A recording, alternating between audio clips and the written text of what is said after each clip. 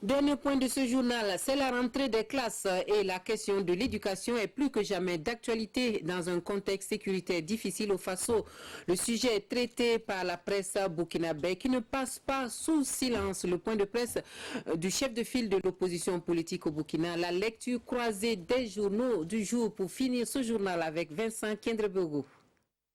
La rentrée scolaire en question dans l'ensemble des quotidiens ce mercredi. Au centre-nord, elle ne sera pas effective avant quelques semaines, selon Sidoya, en attendant le relogement des déplacés internes. Il faudra attendre au moins mi-octobre pour commencer les cours, certaines écoles étant toujours sous occupation des déplacés internes, selon le reporter de Sidoya qui a fait le tour des lieux hier, 1er octobre, jour de rentrée. Une équation à plusieurs inconnus pour les professeurs Maïga et Ouaro, les deux ministres de l'Éducation, selon l'observateur Palga.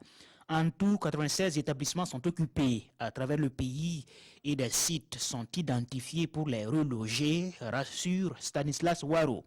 Au regard du contexte sécuritaire, toute une stratégie de scolarisation en situation d'urgence est mise en place pour fédérer l'ensemble des initiatives et des interventions afin que nous puissions reprendre progressivement la situation en main, affirme le ministre de l'Éducation nationale. Aux élèves, la discipline et au personnel, la responsabilité, peut-on lire dans le journal Le Pays. Les chefs des deux départements ayant formulé le vœu que tous les acteurs du système éducatif s'impliquent pour réussir ensemble l'année scolaire 2019-2020. Et puis, l'affaire de prélèvement de l'IUTS sur les indemnités des fonctionnaires annoncée par le Premier ministre.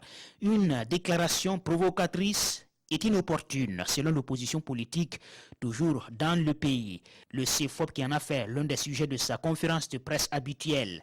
Cette décision vise à diminuer les salaires des fonctionnaires, reprend le quotidien, citant toujours l'opposition dont la voix est portée par Alphonse Marie Ouedraogo, président de l'URD-MS.